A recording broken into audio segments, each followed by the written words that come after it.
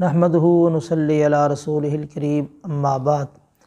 قولہ امام طحاوی علیہ الرحمہ کا قول ہے، ونقول کہتے ہیں کہ ہم یہ کہتے ہیں یعنی اہل السنہ والجماعہ، ان اللہ اتخذ ابراہیم خلیلا، بے شک اللہ تعالیٰ نے ابراہیم علیہ السلام کو اپنا خلیل دوست بنایا ہے، وکلم موسیٰ تکلیما، اور موسیٰ علیہ السلام سے کلام کیا ہے، ایماناً اس پر ایمان لاتے ہوئے، و تصدیقاً اور تصدیق کرتے ہوئے، و تسلیماً اور اس کو تسلیم کرتے ہوئے۔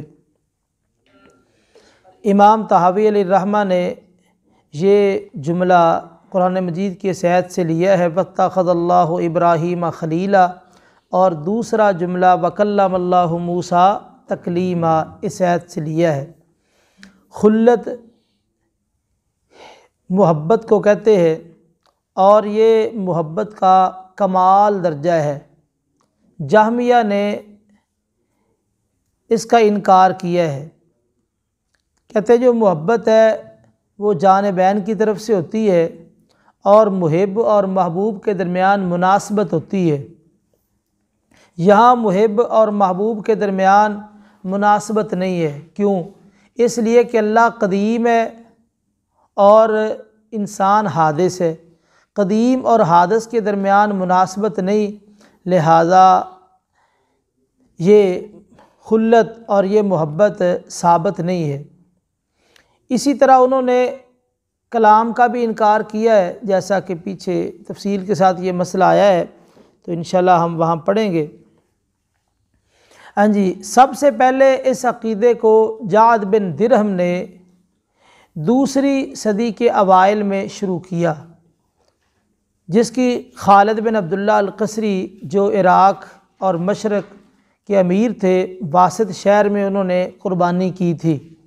انہوں نے لوگوں کو خطبہ دیا عید والے دن، عید الاضحیٰ والے دن خطبہ دیا، کہا اے لوگو تم قربانیاں کرو، اللہ تمہاری قربانیوں کو قبول کرے، میں بھی قربانی کرنے والا ہوں جعد بن درہم کی، آج میں جعد بن درہم کو ذبح کرنے والا ہوں۔ کیوں؟ اس لیے کہ اس نے یہ خیال کیا کہ اللہ نے ابراہیم علیہ السلام کو اپنا خلیل نہیں بنایا تھا، یہ اس بات کا منکر تھا، چونکہ وہ قرآن مجید کی صریح آیات کا منکر تھا، اس لیے کہا کہ میں آج اس کی قربانی کروں گا، آج اس کو ذبح کروں گا۔ اور اسی طرح اس کا یہ نظریہ ہے کہ اللہ تعالیٰ نے موسیٰ علیہ السلام سے کلام نہیں کیا، پھر اس کے بعد وہ نیچے اترے اور اس کو ذبح کر دیا۔ تو یہ جو فتویٰ ہے علماء تابعین اور جو اس وقت موجود تھے، سب کا فتویٰ تھا کہ یہ بندہ واجب القتل ہے جو قرآن مجید کے صریحاً آیات کا انکار کرتا ہے۔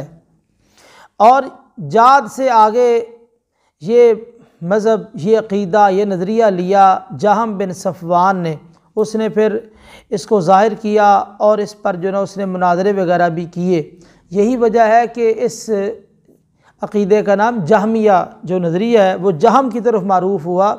تو جعد کا زیادہ تعارف اس لیے نہیں ہو سکا کیونکہ اس کو پذیرائی نہیں مل سکی، لیکن جہم بن صفوان کو پذیرائی ملی، تو اس نے خیر جو ہے مناظرے بھی کیے، اپنے اس عقیدے کو ظاہر بھی کیا۔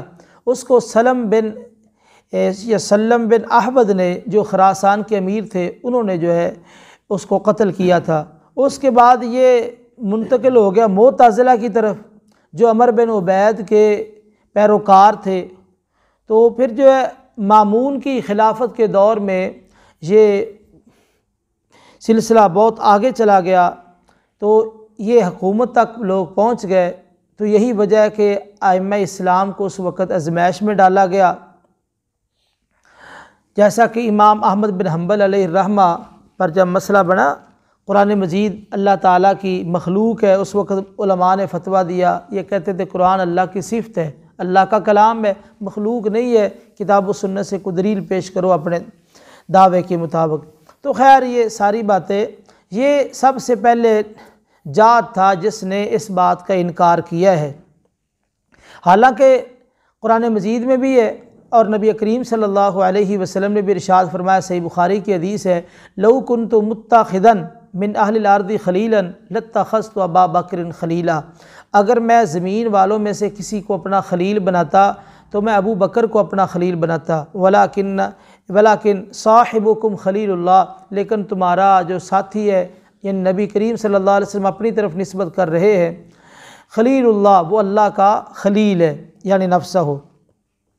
اور اسی طرح آپ نے فرمایا کہ میں ہر خلیل کی خلت سے برات کا اظہار کرتا ہوں، اگر میں زمین والوں میں سے کسی کو خلیل بناتا تو میں ابو بکر کو اپنا خلیل بناتا رضی اللہ تعالیٰ عنہ۔ تو اس سے پتہ چلا ابو بکر صدیق رضی اللہ تعالیٰ عنہ کی فضیلت بھی بہت زیادہ ہے، تو لوگ ان کی فضیلت کا انکار کرتے ہیں، ان کا بھی دین اسلام کے ساتھ کوئی تعلق نہیں ہے، کسی قسم کی تنقیص اور توہین جائز نہیں ہے صدیق اکبر رضی اللہ تعالیٰ عنہ کی ذات کے حوالے سے۔ تو اپنی جگہ پہ انشاءاللہ ان کے بارے میں ہمارا کیا عقیدہ ہے، ہم ان کو خلیفۃ المسلمین اور اسی طرح نبی کریم صلی اللہ علیہ وسلم کا جانشین سمجھتے ہیں، اور ان کے بارے میں آگے انشاءاللہ بات تفصیل کے ساتھ آ رہی ہے۔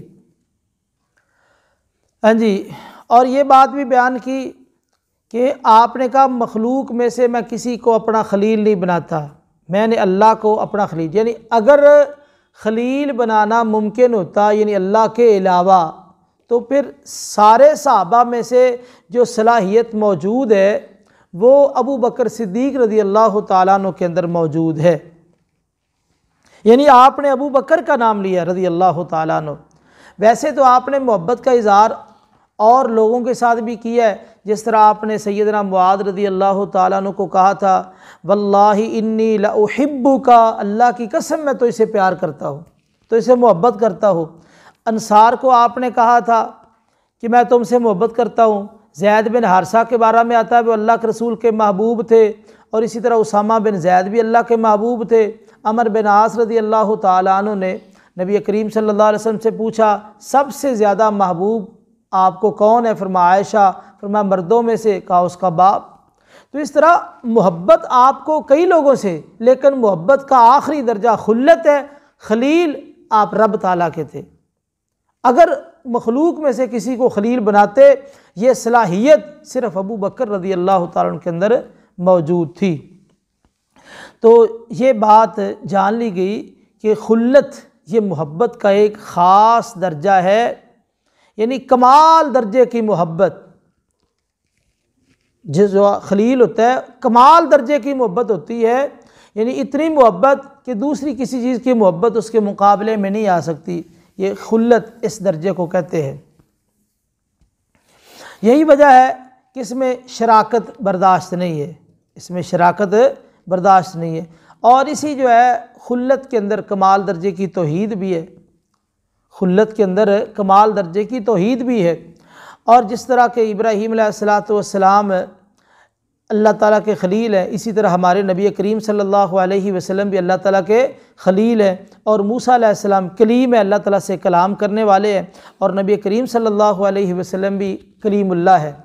یعنی ابراہیم علیہ السلام اکیلے خلیل اللہ، موسیٰ علیہ السلام اکیلے کلیم اللہ، ہمارے نبی کریم صلی اللہ علیہ وسلم خلیل اللہ بھی ہے اور کلیم اللہ بھی ہے، آپ نے معراج کی رات اللہ سے کلام کیا ہے۔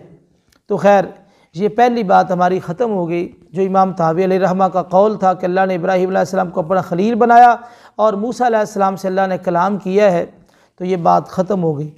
آگے امام طحاوی علیہ رحمہ کا یہ قول ہے وَنُؤْمِنُ بِالْمَلَائِكَةِ وَالنَّبِيِّينَ، ہم فرشتوں کے ساتھ، نبیوں کے ساتھ، وَالْكُتُبِ الْمُنَزَّلَةِ عَلَى الْمُرْسَلِينَ یا منزلتی، جس طرح کہ جو کتابیں نازل کی گئی رسولوں پہ ان پر بھی ایمان رکھتے ہیں، وَنَشْهَدُ أَنَّهُمْ كَانُوا عَلَى الْحَقِّ الْمُبِينِ، اور ہم گواہی دیتے ہیں کہ وہ واضح حق پر تھے۔ اب اس کی شرح یہ ہے کہ یہ ایمان کے ارکان بیان کیے جا رہے ہیں۔ قرآن مجید میں اللہ تعالیٰ فرماتے ہیں آمن الرسول بما انزل الیہ من ربہ والمؤمنون کل آمن باللہ وملائکتہ وکتبہ ورسلہ، تو یہ ایمان کے ارکان ہیں، ان ارکان میں سے ایک رکن فرشتوں کے ساتھ ایمان لانا ہے۔ قرآن مجید میں اور بھی کئی مقام پہ اس کا ذکر ہے، لیس البر ان تولوا وجوہکم قبل المشرق والمغرب ولکن البر من آمن باللہ والیوم الآخر والملائکہ والکتب والنبیین، جی تو والملائکۃ والکتاب والنبیین، تو یہاں بھی جو ہے نا فرشتوں پر ایمان لانا، اللہ پہ ایمان لانا، آخرت پہ ایمان لانا، نبیوں پہ ایمان لانا، اس کا ذکر ہے۔ تو خیر یہاں امام طحاوی علیہ الرحمہ نے 3 چیزوں کا ذکر کیا، فرشتوں کے ساتھ ایمان لانا، نبیوں کے ساتھ ایمان لانا، اور اسی طرح نازل ہونے والی کتابوں پہ ایمان لانا۔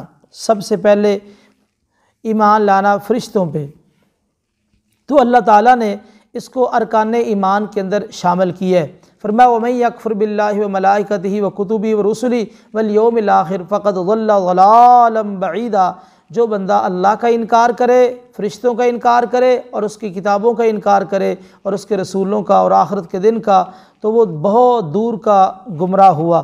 اسی طرح حدیث جبریل کے اندر بھی جب نبی کریم صلی اللہ علیہ وسلم سے پوچھا گیا ایمان کے بارے میں، ایمان کیا ہے، تو آپ نے یہی جواب دیا، ان تؤمن باللہ وملائکتہ وکتبہ ورسلہ والیوم الآخر وتؤمن بالقدر خیرہ وشرہ۔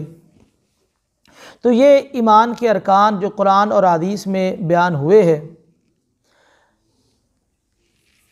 تو یہ وہی ارکان ہے کہ تمام انبیاء نے ان ارکان کے حوالے سے تمام انبیاء کی دعوت متفق تھی۔ ہاں جی، اہل السنہ والجماع کا یہ خاصہ ہے، ہمارے جتنے بھی اصول ہیں وہ سارے کے سارے وہ شریعت کے تابع ہیں، جو محمد رسول اللہ صلی اللہ علیہ وسلم شریعت لے کے آئے اس کے تابع۔ ہمارا کوئی اصول شریعت سے باہر نہیں ہے، یعنی ہم نے اپنی سوچ سے کوئی اصول نہیں بنایا، اور اسی طرح ہم نے جو اپنے فہم سے کوئی اصول نہیں بنایا، بلکہ ہمارے سارے کے سارے اصول جو ہے وہ کتاب و سنت کے تابع ہیں۔ اور اصل دین وہی ہے جو رسول اللہ صلی اللہ علیہ وسلم لے کے آئے۔ ہاں جی، اسی وجہ سے جو سورہ بقرہ کی آخری 2 آیتیں ہیں اس میں جو ہے اسی اصل کو بیان کیا گیا ہے۔ یہی وجہ ہے کہ آخری 2 آیتیں جو سورہ بقرہ کی، ان کی بڑی فضیلت ہے۔ ایک حدیث میں ابو مسعود رضی اللہ تعالیٰ، ابو مسعود عقبہ بن عامر اللہ کے رسول سے بیان کرتے ہیں، آپ نے فرمایا جو آدمی ہاں جی سورہ بقرہ کی آخری 2 آیتیں رات کو پڑھ لے کافاتہ، یہ 2 آیتیں اس کے لیے کافی ہو جاتی ہے۔ تو میں نے اس کا معنی بیان کیا تھا، صحیح بخاری کی شرح فتح الباری میں حافظ بن حجر رحمہ اللہ نے اس کے کئی معنی بیان کیے۔ رات کی جو تہجد پڑھی جاتی ہے، اگر نہ پڑھ سکے تو 2 آیتیں پڑھ لے تو یہ کفایت کر جائیں گی۔ اسی طرح رات کو جو قرآن کی تلاوت ہوتی ہے، تو قرآن کی تلاوت نہیں بھی کر سکا، 2 آیتیں پڑھ لی تو کافی ہو جائیں گی۔ اسی طرح اگر بندہ رات کو فوت ہو گیا، اس کی نجات کے لیے 2 آیتیں کافی ہو جائیں گی۔ کئی ایک مفاہیم علماء نے بیان کی ہے۔ اب دیکھیے ان 2 آیتوں کے اندر چونکہ ارکان ایمان کا ذکر ہے، ان کا جو نزول ہے وہ بڑے خاص انداز سے ہوا ہے، خاص انداز سے۔ صحیح مسلم میں عبداللہ بن عباس رضی اللہ تعالیٰ عنہ بیان کرتے ہیں، نبی کریم صلی اللہ علیہ وسلم کے پاس جبریل بیٹھے تھے، اچانک جو ہے نا اوپر سے آواز سنی، تو آپ نے اپنا سر اوپر اٹھایا تو جبریل کہنے لگے یہ آسمان کا دروازہ ہے جو آج کھولا گیا ہے، جب سے یہ دروازہ بنایا گیا اس کو کھولا نہیں گیا، پہلی دفعہ دروازہ کھلا ہے، اور اس سے ایک فرشتہ اتر رہا ہے، جب سے یہ فرشتہ پیدا ہوا آج تک زمین میں نہیں آیا، پہلی دفعہ زمین پہ آ رہا ہے۔ فرشتہ حاضر ہوا، سلام کیا تو کہا ابشر بنورین، آپ 2 نوروں کے ساتھ خوش ہو جائیے، 2 نور اللہ نے آپ کو عطا کیے ہیں، آپ سے پہلے کسی نبی کو یہ 2 نور نہیں ملے۔ وہ 2 نور کون سے ہیں؟ سورہ بقرہ کی آخری 2 آیتیں، اور اسی طرح سورہ فاتحہ، سورہ فاتحہ۔ فرمایا آپ جو حرف پڑھتے جائیں گے اللہ تعالیٰ وہ آپ کو چیز عطا کرتے جائیں گے۔ ان 2 آیتوں کی جو فضیلت ہے علماء نے لکھا ہے اس لیے کہ اس میں ارکان ایمان کا ذکر ہے، اس میں ارکان ایمان کا ذکر ہے، اس لیے ان 2 آیتوں کو بڑی فضیلت حاصل ہے۔ چلو تو اب فرشتوں پر جو ایمان لانا ہے، فرشتوں کے بارے میں ہمارا نظریہ یہ ہے کہ فرشتے اللہ تعالیٰ کی مخلوقات میں سے ایک مخلوق ہے، یہ معصوم عن الخطا مخلوق ہے، لا یعصون اللہ ما امرہم، یہ اللہ کی نافرمانی نہیں کرتے، لا یعصون نافرمانی نہیں کرتے، ما امرہم جو ان کو حکم ملتا ہے، یفعلون ما یؤمرون جو حکم دیے جاتے ہیں وہی کرتے ہیں، آنکھ جھپکنے کے برابر بھی یہ گناہ نہیں کرتے۔ کائنات کے جتنے بھی نظام ہیں نا ان کو یہ چلانے والے ہیں، یعنی زمین و آسمان کا نظام جو ہے، اور وحی کا نظام، لوح محفوظ میں لکھنا، اور اسی طرح دوسری تیسری ساری چیزیں جو نا اللہ تعالیٰ نے ان کے سپرد کی ہے۔ اسی طرح یہ موت کا سلسلہ، ملک الموت، اس کے حوالے کر دیا۔ کوئی فرشتے ڈیوٹی لگائی ماں کے پیٹ کے اندر، جب بچہ 4 مہینے کا ہوتا ہے اس میں آ کے جو نا اس کا رزق لکھتے ہیں، زندگی لکھتے ہیں، نیک ہونا، بدبخت ہونا، اور اسی طرح جو ہے اس کی عمر لکھ دیتے ہیں۔ یہ ساری چیزیں یہ فرشتوں کی ڈیوٹیاں، بارش برسانا، بادلوں پہ ڈیوٹی، اور اسی طرح انسانوں کے اعمال لکھنا، صبح و شام جو نا اعمال لے کے جانا، یہ سارے فرشتوں کی ڈیوٹیاں لگائی ہیں۔ یہ اللہ تعالیٰ کی مخلوقات میں سے ایک مخلوق ہے، اور مختلف کاموں پہ اللہ تعالیٰ نے ان کی ذمہ داری لگا دی ہے۔ اور اسی طرح حدیث میں آتا ہے کہ آسمان پہ 4 انگلیوں کے برابر بھی خالی جگہ نہیں ہے۔ کسی جگہ فرشتے نے اپنا سر سجدے میں رکھا ہے، کوئی رکوع میں ہے، کوئی قیام میں ہے، کوئی کسی حالت میں ہے، اتنی جگہ بھی خالی نہیں۔ بیت المعمور جو فرشتوں کا قبلہ بیت اللہ کے بالکل اوپر 7ویں آسمان پہ ہے، ایک وقت میں 70,000 فرشتہ وہاں طواف کرتا ہے، اور جب تک فرشتے ختم نہیں ہوں گے دوسرے فرشتے کی باری نہیں آئے گی جس نے پہلی دفعہ طواف کیا ہے۔ تو اتنے اللہ تعالیٰ کے فرشتے ہیں۔ ایک حدیث میں آتا ہے کہ آسمان چرچراتا ہے، اور اس کا حق بھی بنتا ہے کہ وہ چرچرائے۔ اور اسی طرح کتاب و سنت سے جو بات ہمیں معلوم ہوتی ہے کہ اللہ تعالیٰ نے کچھ فرشتے پہاڑوں کے سپرد کیے، پہاڑوں کے نظام کو چلائے ہوئے ہیں، اور اسی طرح کچھ فرشتے نطفے کے معاملات کو، اور کچھ جو ہے نا انسانوں کی حفاظت کے لیے، اور کچھ فرشتے سورج اور چاند کی حفاظت کے لیے، ان کو چلانے کے لیے کچھ آگ کے سپرد کر دیے، کچھ جنت کے، کچھ جہنم کے، کوئی شجر کاری کر رہے ہیں، کوئی کیا کر رہے ہیں۔ یعنی فرشتوں کا اللہ تعالیٰ نے جال بچھایا ہے، وہ مختلف انداز سے جو ان کو حکم ملتا ہے اسی کے مطابق وہ کر رہے ہیں۔ اور یہ اللہ تعالیٰ کی مخلوقات میں سے بڑی مخلوق، عظیم مخلوق ہے، بڑے طاقتور فرشتے ہیں۔ نبی کریم صلی اللہ علیہ وسلم جبریل امین کو دیکھا، فرمایا اس کے 600 پر تھے، اور سارے افق کو ڈھانپا ہوا تھا۔ ایک فرشتہ اتنا بڑا، ظاہر بات باقی فرشتے اللہ تعالیٰ کی بڑی مضبوط مخلوق ہے۔ اللہ نے قرآن مجید میں بھی ان کا ذکر کیا مختلف آیات میں، والمرسلات عرفا والناشرات نشرا والفارقات فرقا والملقیات ذکرا النازعات غرقا والناشطات نشطا والسابحات سبحا، مختلف آیات کے اندر جو ہے اللہ نے ان کا ذکر کیا ہے۔ عذاب کے فرشتے، رحمت کے فرشتے، یہ سارے جو ہے زمین و آسمان کو جو آباد رکھے ہوئے اللہ تعالیٰ کی تسبیحات بھی کہتے ہیں۔ ہاں جی، تو ان فرشتوں پر ہم ایمان رکھتے ہیں، ان فرشتوں پر ہمارا ایمان ہے۔ اور یہ بات ذہن میں رہے کہ فرشتوں کے پاس ذاتی اختیار نہیں ہے، بلکہ یہ اللہ تعالیٰ کے حکم کے پابند ہیں، اللہ تعالیٰ کے حکم کے پابند ہیں۔ ہاں جی، اور اسی طرح لا یسبقونہ بالقول، اللہ تعالیٰ سے سبقت بھی نہیں کرتے، جو بات ملتی بس سبقت بھی نہیں کرتے کہ پہلے کر لیں، نہیں، جو حکم ملا بس وہی کام کیا ہے۔ اور اسی طرح یہ اللہ تعالیٰ کے مقرب فرشتے ہیں، تو اللہ تعالیٰ کی صفحے بنانے والے، اللہ تعالیٰ کے سامنے تسبیحات کہنے والے، اور جو ان کی ذمہ داری ہے بس وہی کام کرتے۔ لا یستکبرون عن عبادتی، اللہ کی عبادت سے تکبر بھی نہیں کرتے، تکبر بھی نہیں کرتے۔ اور اسی طرح فرشتوں کے جو سردار ہیں وہ 3 ہیں، جبریل، میکائیل، اسرافیل۔ یہ فرشتوں کے 3 سردار ہیں، جبریل، میکائیل، اسرافیل۔ ہاں جی، جن کی ڈیوٹی جو ہے نا زندگی کے متعلق ہے۔ جبریل وحی لے کے آتے ہیں، اب جو وحی ہے یہ دلوں کی زندگی ہے، روحوں کی زندگی ہے، وحی دلوں کی زندگی اور روحوں کی زندگی۔ میکائیل جس کی ذمہ داری بارشوں پہ بارش برسانا، زمین کی زندگی، جڑی بوٹیوں کی زندگی اور حیوانات کی زندگی، اس کے سپرد ہے میکائیل کے۔ اور اسرافیل یہ جو ہے نا سور کے اندر پھونکے گا کہ انسان جو ہے نا مرنے کے بعد دوبارہ جو زندہ ہوں گے، پہلے پھونک مارے گا، سارے مر جائیں گے، اس کے بعد پھونک مارے گا، لوگ زندہ ہو جائیں گے۔